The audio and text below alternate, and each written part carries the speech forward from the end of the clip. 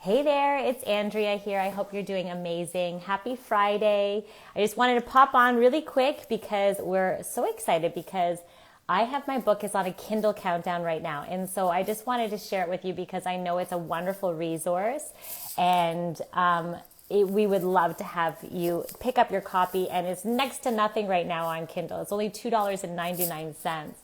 And Heather, I know, is going to pop on here really soon. And we're just going to talk a little bit about struggling well today. And I know that if you love someone with an addiction, it is so hard. And I'm just going to let you on, Heather, here now. It's so hard. And the idea is that you don't want to pretend things don't happen. Like, you don't want to pretend that, you stick your head in the sand and pretend bad things don't happen. There she is. Hi, we Hi, did Heather. it. Yay. I was just introducing everyone to the concept of struggling well and just talking about how hard it is when you love someone with an addiction. And of course, maybe let everyone know, maybe I'm the author of Saving You is Killing Me, Loving Someone with an Addiction. And Heather is joining us today, and we're going to talk a little bit about that concept of struggling well. So why don't you introduce yourself, Heather? My name's Heather Ross, and I'm a life coach, and I work with parents who have a child struggling with addiction, because I have a daughter who has struggled with addiction and ended up working with a coach for help for myself. And, once things started working, I was like, wow, I have to get out and share this message and help other people. So changed my career, and now here I am helping parents deal with their child's addiction. Yeah. And speaking of struggling well, the whole concept here is that when you're in the muck of it and when you are loving someone with an addiction, it is so hard. It's so challenging.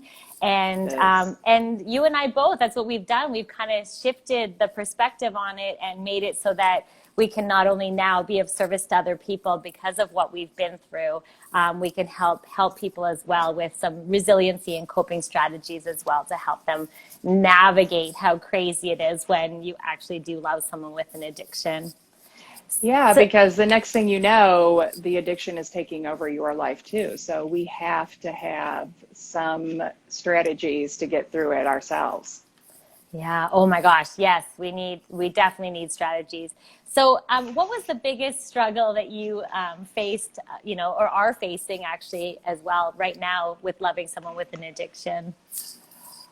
I think the biggest struggle for me the whole time is just really continuing to surrender my daughter's addiction and allow her to go down the path that she needs to. Like, just the fact that I can't fix it, the fact that I can't make it, so that she can stop.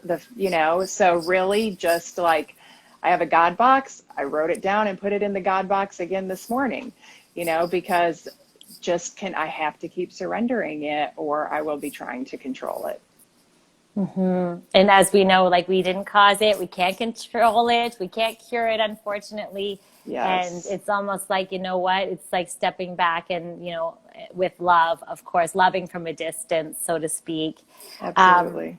so yeah, that is one of the hardest things, right? Is to recognize that you are powerless over someone else's addiction. Because I know for me, it's like, oh my gosh, like, I tried everything, to save my boyfriend, and it just, like, nothing could work. It's out of our control.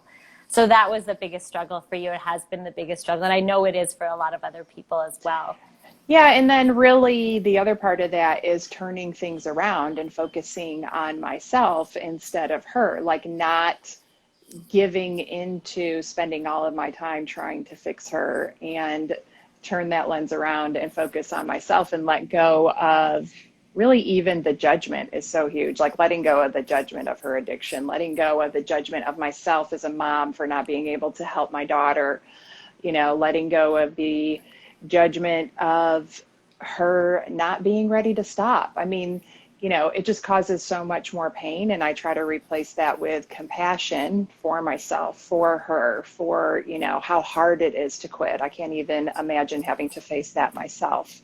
So I think letting go of judgment and replacing it with compassion however we can is huge.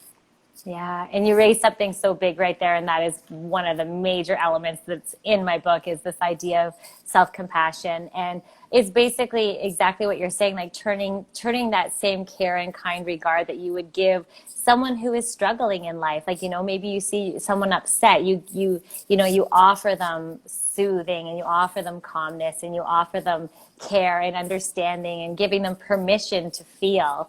And so it's just turning that same love and same compassion and kindness onto yourself.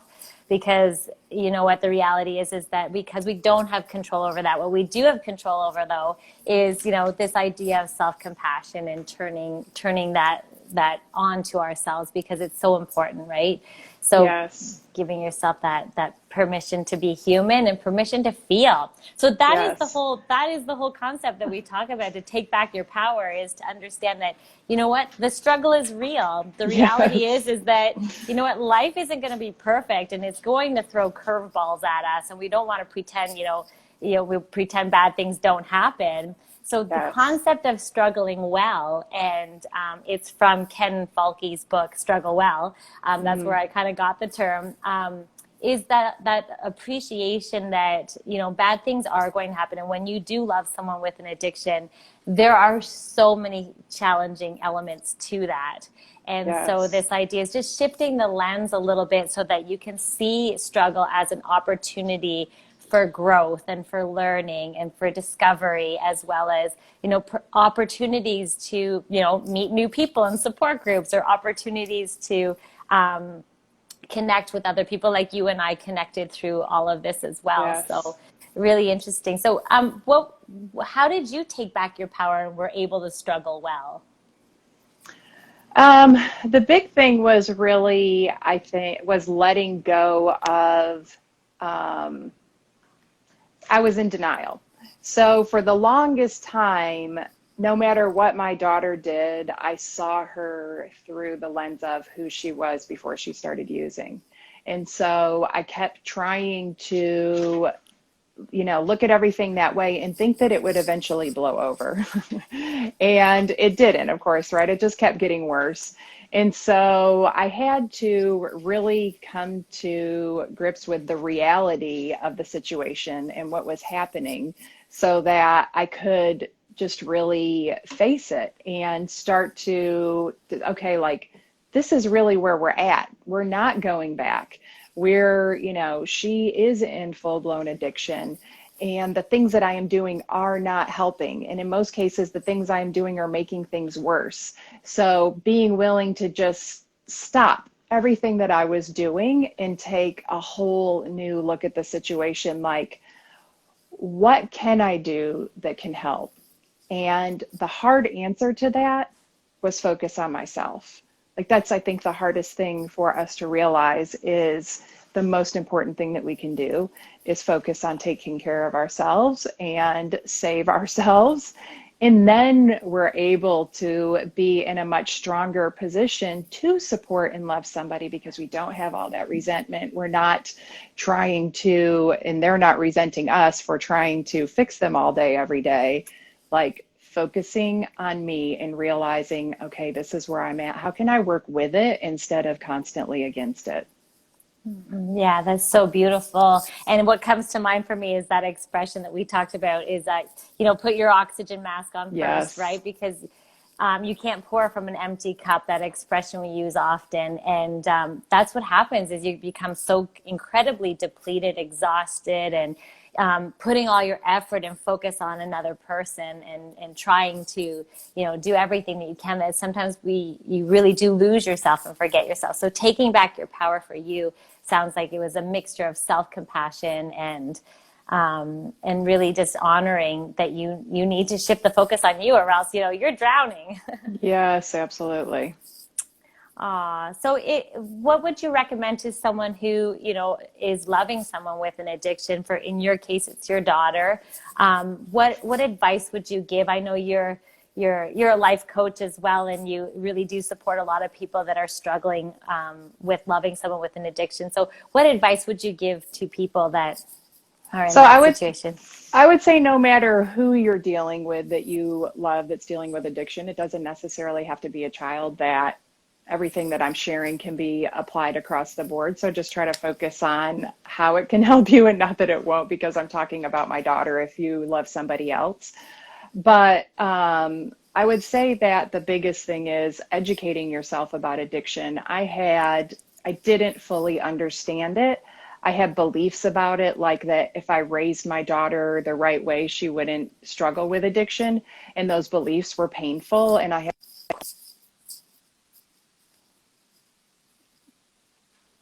Oh, are you still there? had to Oh, there you go.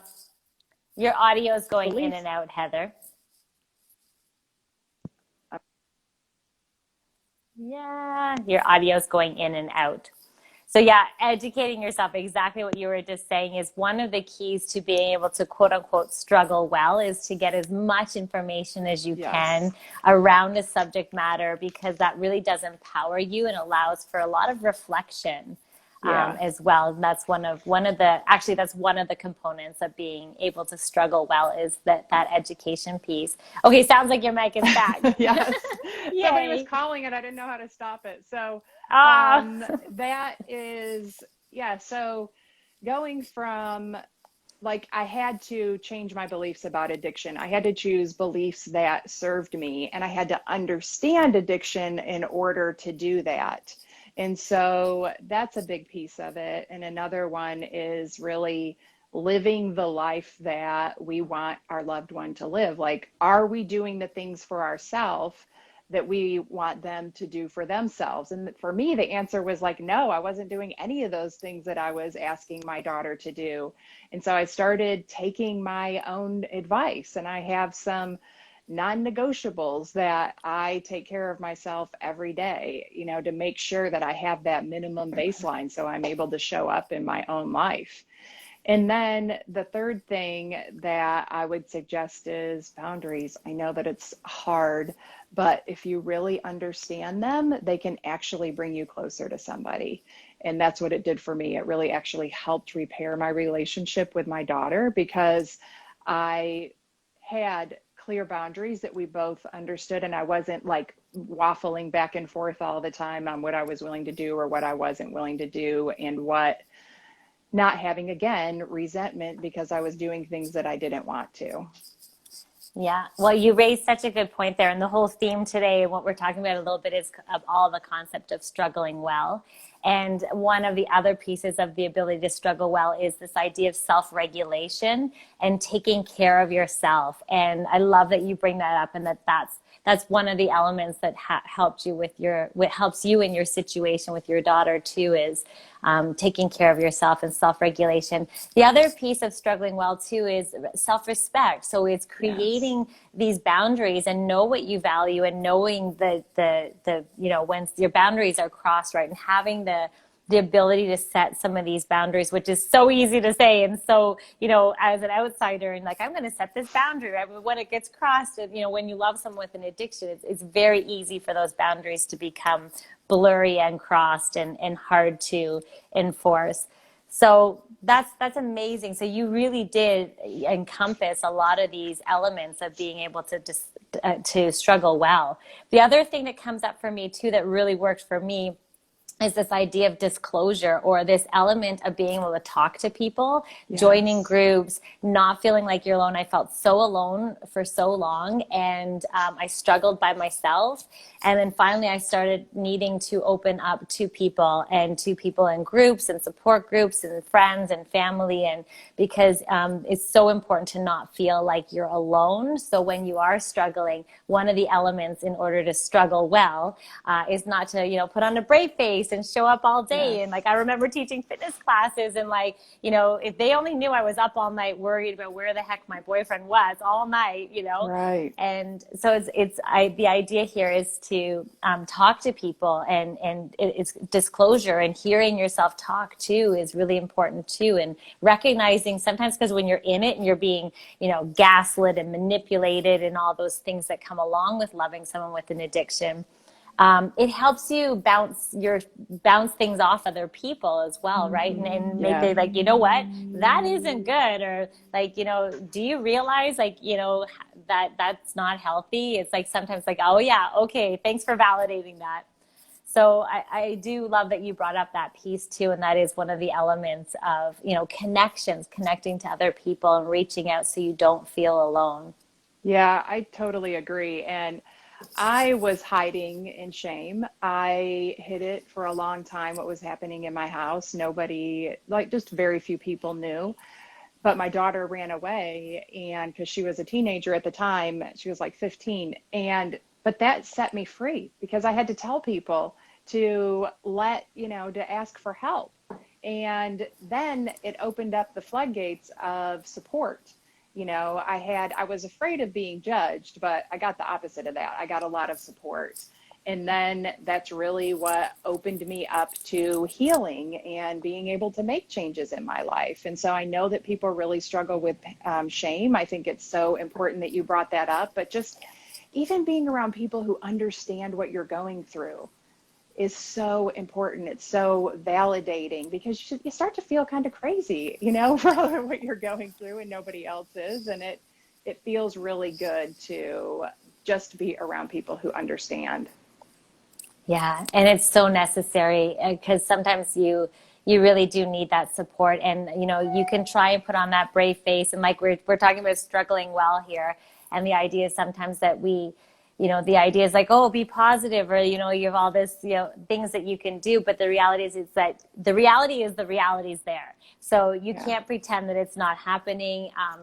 If you can reach out to other people and support and talk about it, even if it's just a friend or if it's a life coach or if it's someone, there's a group, even support. There's so many Facebook groups out there, right? Yeah. That can offer support and like an ear and then the resources. I love this element of educating yourself that you talked about. And the other one that really stands out to me is one of the elements of being able to struggle well when you're going through struggle is this idea of being of service.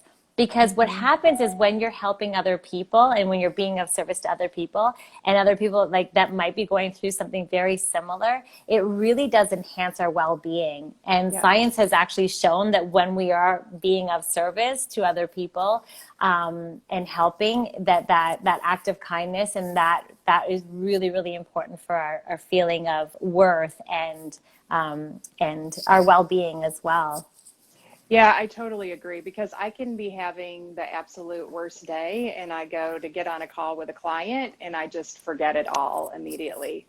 And it changes my perspective for the day. And then the other thing is like, even during that time, I always need to hear everything I say. So I am getting just as much out of it every time that I'm being of service and trying to help somebody. So I really appreciate that I learned that early on and that, I turned this painful situation into being able to help other people because it really does work. It does help you not to have that, just aren't stuck with that heaviness all the time. Yeah, I caught it. I just hit the table. Yeah. Uh-oh. It's so true. Yeah. And so there's that other point too, is that the fact that after you get through it, it's like, like for both of us, you and I are pretty much through a lot of the pain and turmoil. So for people who are in it, it's kind of hard to know that, something good might come of this, or there's going to be growth opportunities. And in positive psychology, we call it post-traumatic growth. Like good things come out. Like for me, like this book is helping so many people. The podcast is so fun. I'm meeting all kinds of amazing people in the process. I've made amazing friends in the process. So it's easy for me now to see the beauty in it. But when I was in it, the heartache of losing the person that I thought was the love of my life, Right. it was so devastating. So I'm curious, like, what advice would you have? Like, we should talk a little bit about the people that are in it right now when it's really hard. It's hard to see that I can actually struggle well through this because this is a living hell.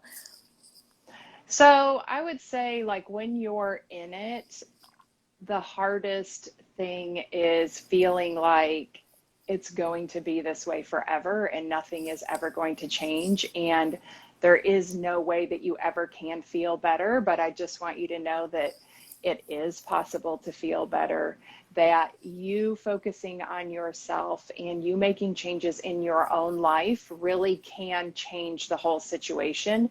Because I've seen it happen for me, and I've seen it happen with my clients, that when we turn the focus on ourselves and we really start figuring out how to meet our own needs, because that's a big part of the pain with this loved one, is their addiction keeps them from meeting needs that they used to meet in our life. And now we've got to figure out how to get those needs met without that person. And so that's just a skill that we need anyway. So there's a lot of things that I learned in this that I needed to know for my life anyway. I mean, it's just been helpful all the way around. But just knowing that it really can get better. Like, I've developed this ability to have times where I am really sad for my daughter. I'm going through a really hard time with her right now. And yesterday was a rough day, and so has been today so far. But I can have what I call like 3D emotion, where I have this part of my heart that is reserved for her and it is feeling some sadness. But I am on here with you right now, and I can smile and have a good time and be happy that I'm getting to help people, because I have developed that skill of, that is not my whole life. And I don't want it, and it is not good for either of us for it to be my whole life. Like, I have to have other things that I am living for and that I love in my life, so that we only get one life, and it is possible to feel better. It is possible if you focus on yourself and, look within yourself for the answers. The situation can get better. You can be happy again. Yeah, I love that message, is that it's not going to be like this forever.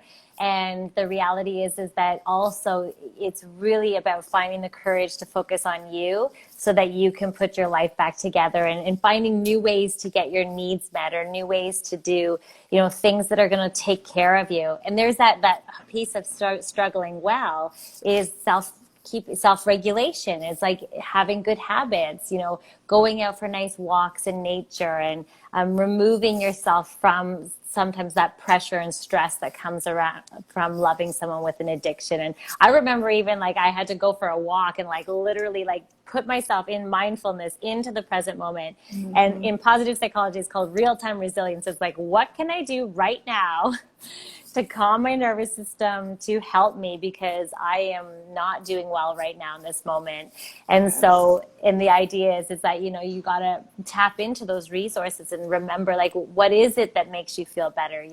For me, it's like going back to healthy eating, and for deep breathing, and going for walks in nature with my dog, and just trying to be mindful in the present moment. So because I remember my brain would always go off in rumination, worrying. Yes. And so I'd have to just literally say, okay, I'd like be walking my dog, and I would say like car, dog, tree, like to actually just like stop that brain from going off. So, so when you're in the muck of it, it's tapping also into what we call real-time resilience, and those things that can help you, so that while you're struggling, you can actually struggle well. So it's not pretending, again, that message is the same. It's not pretending that this isn't hard, because it is really hard. And the idea is that those emotions are there for a reason, and they're there to keep you safe, and they're there. And that it's just about saying, you know what? It's like saying to yourself when you're feeling those emotions, it's like, this is hard, and it's understandable that it's hard. It's like giving yourself some compassion and understanding and permission to be human in a really challenging situation. Yes, it is. And that's the whole thing. I love that. That's why I love the term struggling well so much, because like we have this feeling that we should be okay all of the time, or this idea that we should be okay all of the time. And that's just not how life works. But just the mere thought that everything should be okay all the time makes it harder.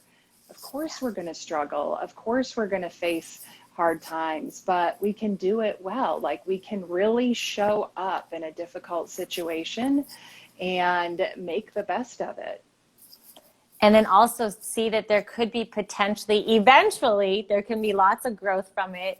And in the moment, it's like, okay, this actually is going to make me stronger. And this actually, in this moment, What do I need? It's almost like it forces you to reflect. It forces you to tap back into what are your needs.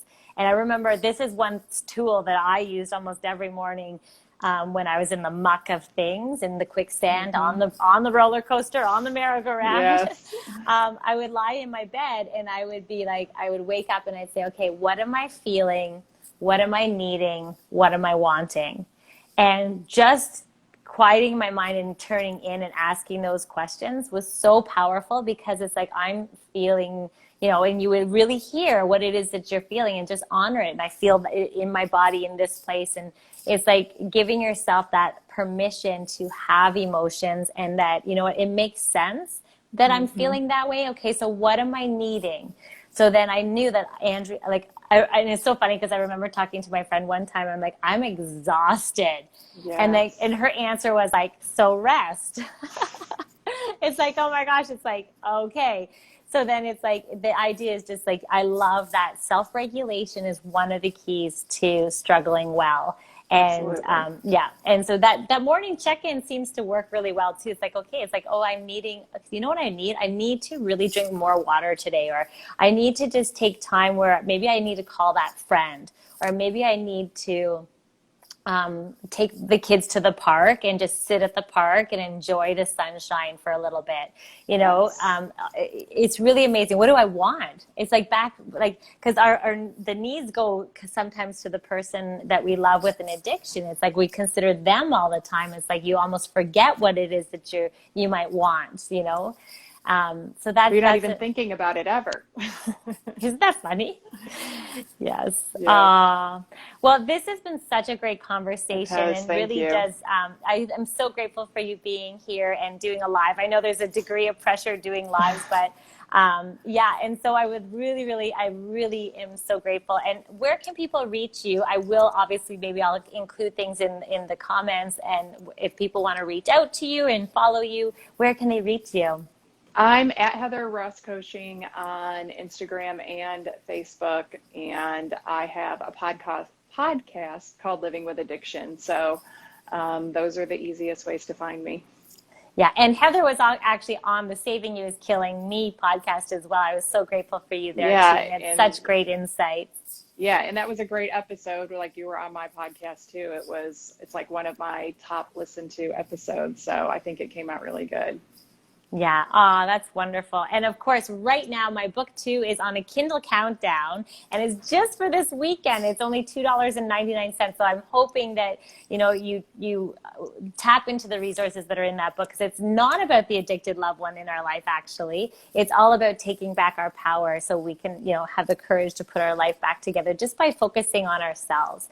And Yes. the whole book is based on resiliency skills so that it can help people put their lives back together, because, oh my gosh, we can definitely feel like we've been knocked down and in a completely different place, right? Yeah, it's such a great resource. I mean, I turned to books, and that your book wasn't out yet when I was doing that, but it would have been like such a great resource to be able to start with. Well, thank you so much, Heather. And again, we'll say happy Friday to everyone. We're going to try and pop on here every Friday, or maybe not Fridays, because, we gotta have some weekend fun too. So, so thank you again, Heather, and everybody have a wonderful weekend. Bye. Bye.